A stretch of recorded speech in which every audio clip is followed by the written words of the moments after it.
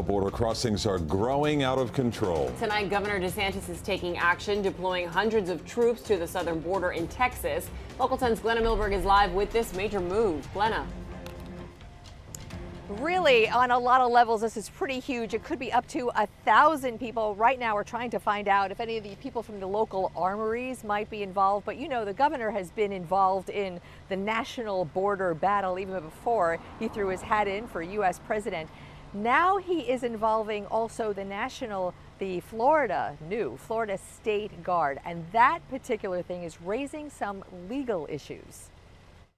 More troops and trucks, more from Florida headed to the Texas border. We're providing up to 1 battalion of Florida National Guard, as well as our first ever deployment of the Florida State Guard. It's the governor's latest move in immigration politics. He first put Florida personnel and resources at the border in 2021 in a stand against what he calls federal failures there.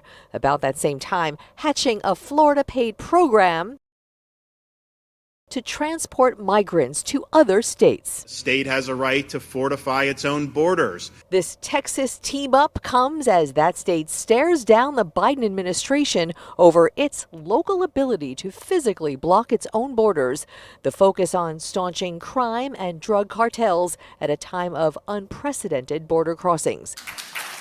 And back in Tallahassee, we do not need to spend taxpayer dollars, Floridians' taxpayer dollars, mind you, at a time where we are having an affordability crisis on a stunt in Texas. That's the leader of Florida House Democrats reacting to the governor's deployment plans.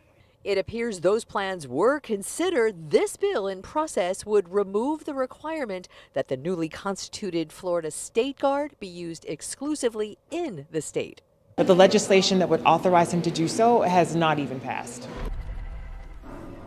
So that's a great big TBA. Meanwhile, the assets that are going now have to go under some sort of emergency order, which there is. The governor has declared a state of emergency, which allows him to send all of this personnel, all of this equipment. Today's announcement came with no particular date. He said this new amount of personnel will be sent out, bussed out shortly, was his word.